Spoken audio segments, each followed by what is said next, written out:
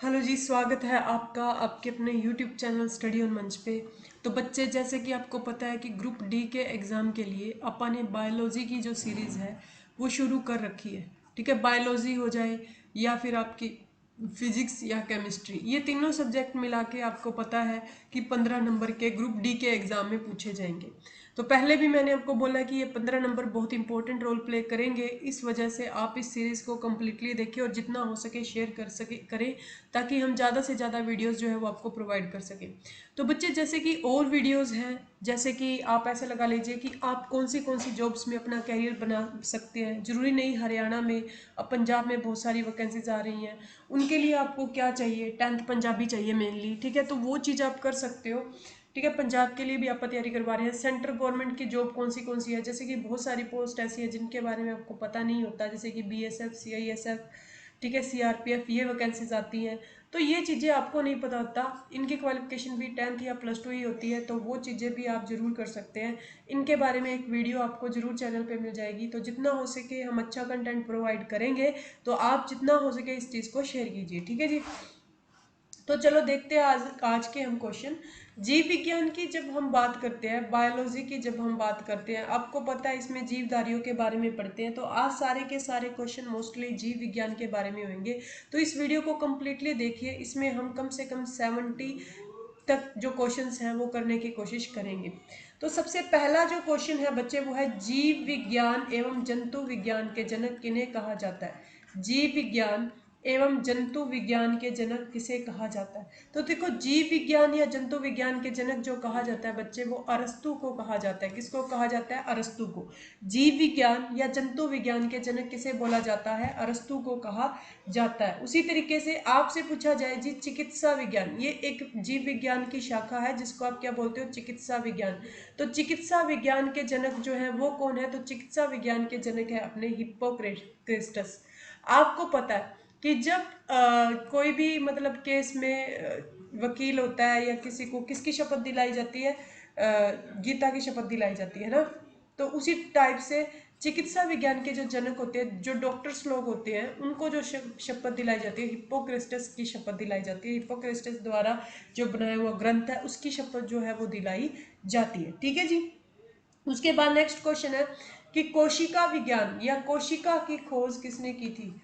कोशिका विज्ञान के जनक पूछ लिया जाए आपसे, विज्ञान के जनक पूछ लिया जाए आपसे, या आपसे पूछ लिया जाए कि कोशिका की खोज किसके द्वारा की गई थी। क्या पूछ लिया जाए कि कोशिका की खोज जो है वो किसके द्वारा की गई थी। तो देखो, कोशिका विज्ञान के जनक पूछ ले या कोशिका की खोज पूछ ले किसके द्वारा की गई थी, तो नाम जो आएगा बच्चे वो आएगा किसका? रॉबर्ट हुक का। किसका नाम आएगा? रॉबर्ट हुक का नाम आएगा कि रॉबर्ट हुक ने क्या की थी? खोज की थी। अच्छा, कब की थी? 1665 ईस्वी में। इसके द्वारा जो खोजी गई कोशिका थी बच्चे, वो थी नरजीव। कम समय में ज्यादा कंटेंट देने की कोशिश करेंगे आपको। नरजीव थी। उसी तरीके से फिर संजीव कोशिका की खोज जो हुई थी वो ल्यूवेन होक ने की थी। किसने की थी? ल्यूवेन होक ने। कब करी थी? 1674 ईस्वी में। 1674 यानी 1764 में संजीव कोशिका की।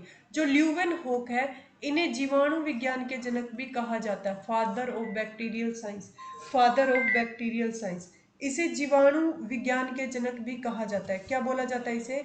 इसे जीवाणु विज्ञान के जनक भी कहा जाता है। समझ में आई इतनी बात? जीवाणु विज्ञान के जनक या फिर संजीव कोशिका की खोज किसने की थी? किसने करी थी? ल्यूवेन होक ने।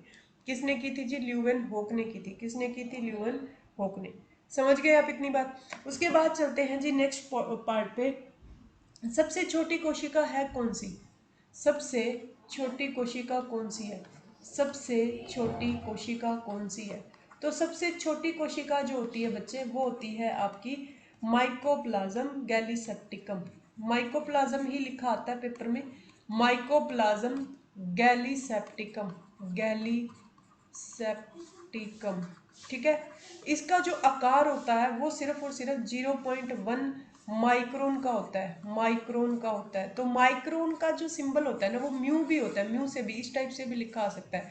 तो आपसे पूछा जाए कि सबसे छोटी कोशिका का जो आकार होता है वो कितना होता है, तो आप क्या बताएंगे? 0.1 माइक्रोन होता है जी। कितना होता है? 0.1 माइक्रोन। उसी तरीके से आपसे पूछ लिया जाए कि सबसे बड़ी कोशिका कौन सी है, क्या पूछ लिया जाए आपसे कि सबसे बड़ी कोशिका कौन सी है? तो सबसे बड़ी कोशिका जो होती है बच्चे वो होती है शतुरमुर्ग का अंडा। क्या होती है? शतुरमुर्ग का अंडा।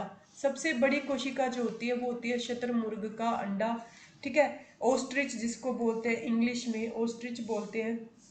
अब यहाँ पे एक चीज देखिए, शतुरमुर्ग पक्षी होता है उसका अंडा जो होता है, ठीक है। अब इसका आकार होता है 170 सेंटीमीटर के करीब, लगभग 170 सेंटीमीटर जो है वो इसका आकार होता है, ठीक है।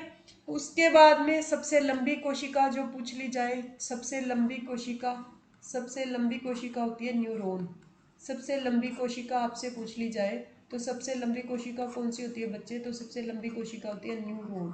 कौन सी होती है? न्यूरॉन। सबसे लंबी कोशिका कौन सी होती है? न्यूरॉन होती है।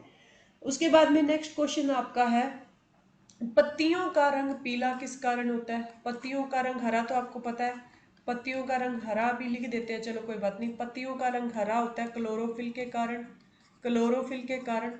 उसी टाइप से आपसे पूछ लिया जाए पत्तियों का रंग पीला किस कारण होता है, तो पत्तियों का रंग जो पीला होता है वो होता है कैरोटीन के कारण। पत्तियों का रंग जो पीला होता है वो होता है कैरोटीन के कारण। किसके कारण होता है बच्चे? कैरोटीन के कारण पत्तियों का रंग क्या होता है? पीला होता है। अच्छा, उसके बाद में आपसे पूछा जाए कि लवक कितने प्रकार के होते हैं? लवक होते क्या हैं? जिनकी वजह से जो फूल पौधे पत्ती हैं उनकी कलर होते हैं, प्लास्टिड बोलते हैं इनको इंग्लिश में। लवक यानी प्लास्टिड, फूल पौधे और पत्तियां, इनकी वजह से ही इनका क्या होता है जी? कलर होता है। अब ये प्लास्टिड जो होते हैं ये 3 प्रकार के होते हैं। कौन से होते हैं जी? हरित लवक, या फिर आप सीधा लिखिए अवर्णी लवक, वर्णी लवक, वर्णी लवक, और इसको बोलते हैं हरित लवक। ये 3 प्रकार के क्या होते हैं? प्लास्टिड होते हैं। अवर्णी लवक को आप क्या बोलते हो? इसको बोलते हैं आप ल्यूकोप्लास्ट इंग्लिश में, और हिंदी में ऐसा लिखा आ सकता है, इसी वजह से मैंने इसको हिंदी में लिखा है। वर्णी लवक को आप बोलते हो क्रोमोप्लास्ट। क्या बोलते हो आप? क्रोमोप्लास्ट। उसी तरीके से जो हरित लवक होता है उसको आप क्या बोलते हैं? क्लोरोप्लास्ट। क्या बोलते हो? क्लोरोप्लास्ट। क्या बोलते हैं बच्चे? इसको आप क्लोरोप्लास्ट, ठीक है। तो ये 3 टाइप के क्या हो गए आपके?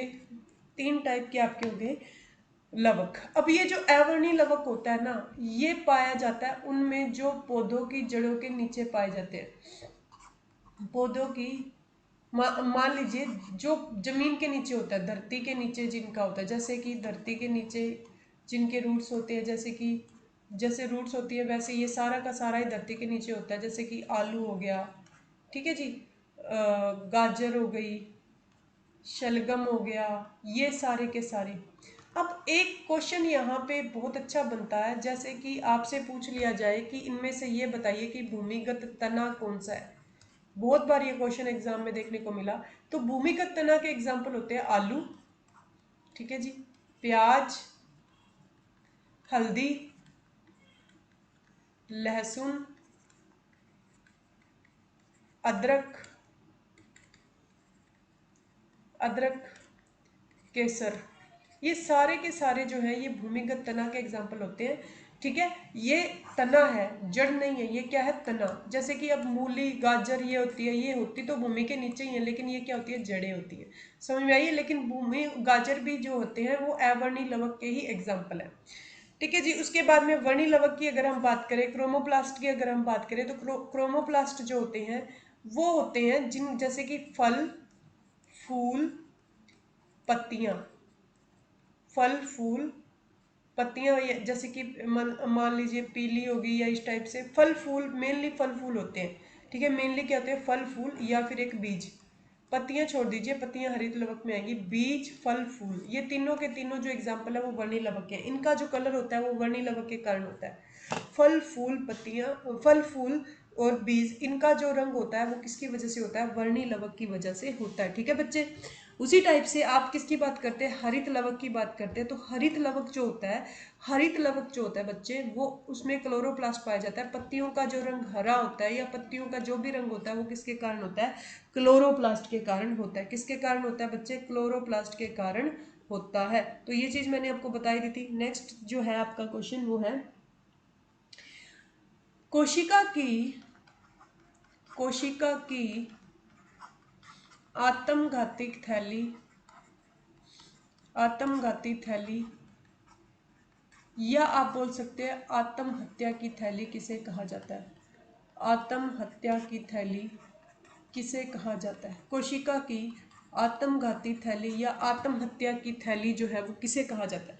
तो देखो, कोशिका की जो आत्मघाती थैली होती है वो लाइसोजोम होती है। क्या होती है? लाइसोजोम। क्या होती है बच्चे? लाइसोजोम। क्यों? क्योंकि यहाँ पे जो होती है डेड सेल्स पाई जाती हैं। क्या पाई जाती है बच्चे? डेड सेल्स पाई जाती है। इनके अंदर एक लिक्विड होता है जो डेड सेल को रखता है, ठीक है, मरी हुई कोशिकाओं को रखते हैं।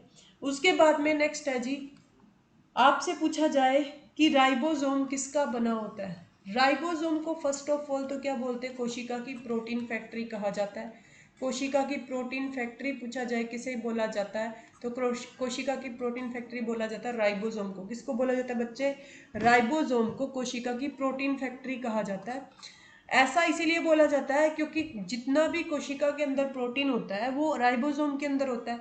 यह कोशिका का सबसे छोटा कोशिकांग है। यह कोशिका का सबसे छोटा कोशिकांग है। सबसे छोटा कोशिकांग है। क्या है? कोशिका का सबसे छोटा कोशिकांग है। क्लियर है इतनी बात? क्लियर है इतनी बात? ठीक है जी, कोशिका का सबसे छोटा कोशिकांग है ये, ठीक है। उसके बाद में नेक्स्ट आपसे पूछ लिया जाए माइटोकांड्रिया, तो इसे कोशिका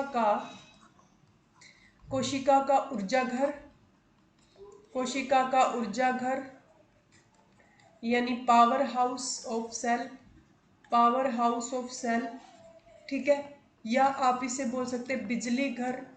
ये बोलते हैं माइटोकांड्रिया को क्योंकि ये पावर देता है। इसको क्या देता है? एनर्जी, पावर देता है, ठीक है। एनर्जी देता है, पावर देता है। क्लियर है इतनी बातें? ठीक है। नेक्स्ट है केंद्रक। जो कोशिका का होता है केंद्रक को ब्रेन बोलते हैं। क्या बोलते हैं? ब्रेन। समझ में आई है?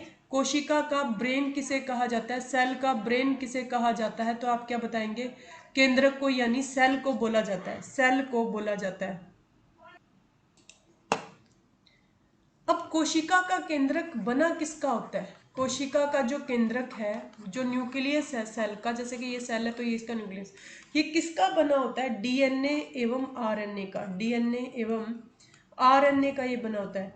डीएनए की फुल फॉर्म आपको पता ही होगी, क्या होती है? Deoxy ribonucleic acid. Deoxy ribonucleic acid. Deoxy ribonucleic acid इसकी फुल फॉर्म होती है, ठीक है जी। डीऑक्सी राइबोन्यूक्लिक एसिड जो है इसकी फुल फॉर्म होती है। उसी तरीके से आरएनए की राइबोन्यूक्लिक एसिड। आरएनए की क्या होती है? Ribonucleic acid. राइबोन्यूक्लिक एसिड, ठीक है जी, राइबोन्यूक्लिक एसिड। होप सो आपको इतनी सारी चीज़ें जो है वो समझ में आई होंगी, ठीक है। नेक्स्ट पार्ट जल्दी ही लेके आएंगे, तो जिन्होंने चैनल को सब्सक्राइब नहीं किया सब्सक्राइब कर लीजिए। बट जितने भी आपके पास में ग्रुप्स हैं प्लीज़ प्लीज़ प्लीज़ उनमें शेयर कीजिए, बिकॉज बहुत सारी चीज़ें ऐसी हैं जो आपके सपोर्ट के साथ चलेंगी। तो जितना हो उसके सपोर्ट कीजिए, उतना ही ज़्यादा हम आपको डाटा प्रोवाइड करेंगे। Thank you so much.